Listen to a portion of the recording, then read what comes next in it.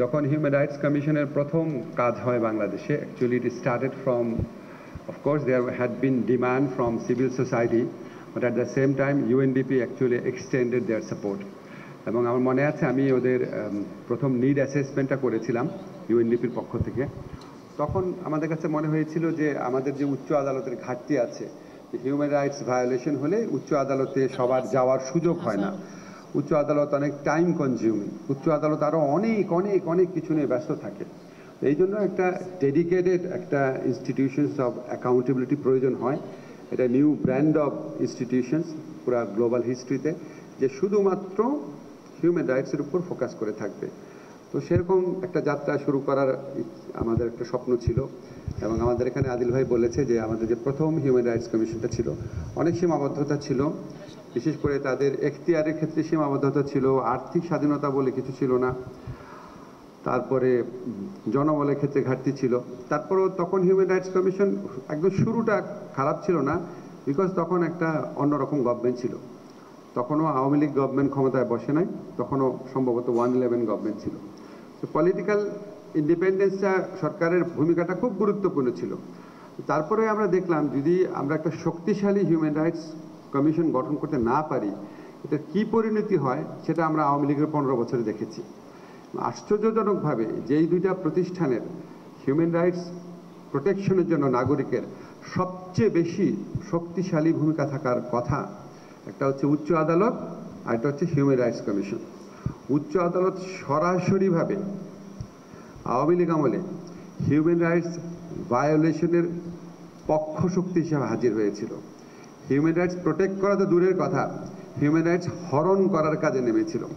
আমার মনে আছে আমি একটা টক শোতে একটা কথা বলেছিলাম, এই জন্য পুলিশ আমার বিরুদ্ধে কোনো মামলা করে নাই, এই জন্য আওয়ামী লীগও আমাকে মারতে চায় নাই, কিন্তু উচ্চ আদালতের বিচারক একটা রুল জারি করেছিল আমার বিরুদ্ধে কেন মামলা করা হচ্ছে না, স্বরাষ্ট্র মন্ত্রকের কাছে নির্দেশ চেয়েছিল কেন তার বিরুদ্ধে মামলা করা হচ্ছে না। এবং একটা আপনার রিট মামলার যে বিবাদী পক্ষ আমাকে খুব ডকুমেন্টেড স্টোরি ছিল, ঘন্টার পর ঘন্টা কাঠগড়া দাঁড় করিয়ে রেখেছে। মানে আওয়ামী লীগের স্বরাষ্ট্র মন্ত্রণালয় ফিল করে নাই যে এটা মামলা করা উচিত, কিন্তু উচ্চ আদালতের বিচারক ফিল করেছে। কোন জায়গায় নামিয়েছিল আপনার চিন্তা করে দেখেন। আর হিউম্যান রাইটস কমিশনকেও, মানে হিউম্যান রাইটস কমিশনের বিউটিটা কী, হিউম্যান রাইটস কমিশনের প্রয়োজনীয়তা কী, এটা আমরা সম্পূর্ণ ভুলতে বসেছিলাম আওয়ামী লীগ আমলে হিউম্যান রাইটস কমিশনের কার্যকলাপ দেখে।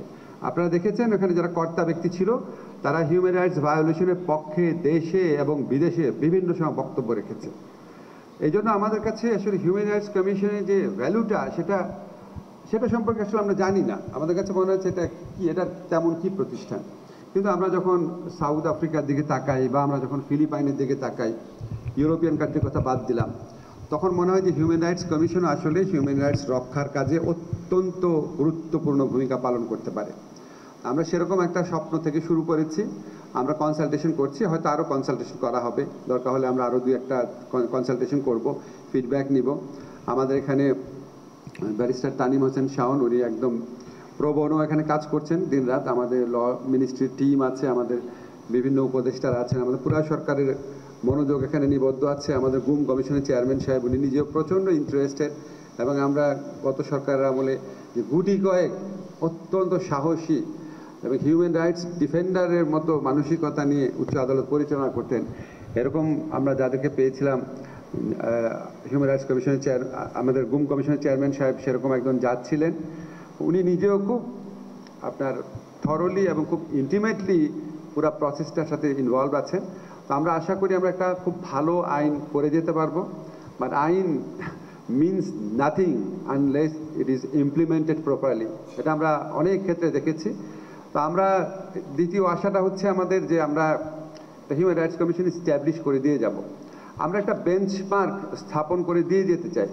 তারপরে পরে সরকার যদি না রাখে, অ্যাটলিস্ট আপনারা দায়ী করতে পারবেন যে এরকম একটা বেঞ্চমার্ক ছিল, এত ভালো একটা আইন ছিল, এটা ভালো একটা কমিশন কাজ করেছে, 2 মাস 3 মাস যাই হোক, ওই বেঞ্চমার্কটা আমরা অন্তত এস্টাবলিশ করে দিতে চাই। তবু আমরা আশাও করব যে আমরা যেই কাজটাই করছি, সংস্কারের কাজটা হিউম্যান রাইটস কমিশনের ক্ষেত্রে হোক, অন্য যে ক্ষেত্রে হোক, আমরা আগের যে কোনো সময়ের চেয়ে আশাবাদী 2টা কারণে। একটা হচ্ছে আমাদের একটা জুলাই গণ অভ্যুত্থানের স্মৃতি আছে, এই ভয়াবহ আত্মত্যাগ, এই যে আপনার ভয়াবহ হত্যাকাণ্ডের ঘটনা, অসামান্য আত্মত্যাগের পর এরপরে যে ইলেকশন, তারপরে আসা কোনো একটা রাজনৈতিক দল সম্পূর্ণভাবে এই জুলাই গণ অভ্যুত্থানের প্রত্যাশাকে বিস্তৃত হয়ে আমাদের সব সংস্কার ভণ্ডুল করে দিবে, এতটা নিরাশাবাদী আমরা না। আর সেকেন্ড ব্যাপার হচ্ছে, আমরা আইনগুলো করছি অনেক ওপেনলি, অনেক কনসালটেশন করে। আমরা যে কোনো আইন করার আগে 3বার 4বার কনসালটেশন করছি, মানুষকে জানাচ্ছি। সবচেয়ে বড় কথা হচ্ছে, আমাদের কোনো পলিটিক্যাল স্টেক নাই। পলিটিক্যাল পার্টিগুলো যখন আইন করে, নিজের সুযোগ সুবিধা একটু বিবেচনা রাখে, ক্ষমতা কতটুকু হাতে রাখা যায় সেটা চিন্তা করে। আমাদের চিন্তা হচ্ছে ক্ষমতা কতটুকু সরকারের কাছে না থেকে ইন্ডিপেন্ডেন্ট বডিগুলোর কাছে থাকে, সেটা চিন্তা। কাজে আমরা স্বপ্ন দেখার মতো একটা সুযোগ সৃষ্টি হয়েছে। আশা করি সেই সুযোগ যতটা পারা যায় আমরা কাজে লাগাতে পারবো। আপনারা একদম ফ্র্যাঙ্কলি, ফ্রিলি আমাদের এই আইন নিয়ে যখন ওপিনিয়ন যখন আপনাদের ওপেন ডিসকাশন হবে, আপনারা আপনাদের মতামত জানাবেন, এবং আশা করি সবাই মিলে আমরা একটা ভালো একটা আইন করে দিতে পারবো। ধন্যবাদ সবাই।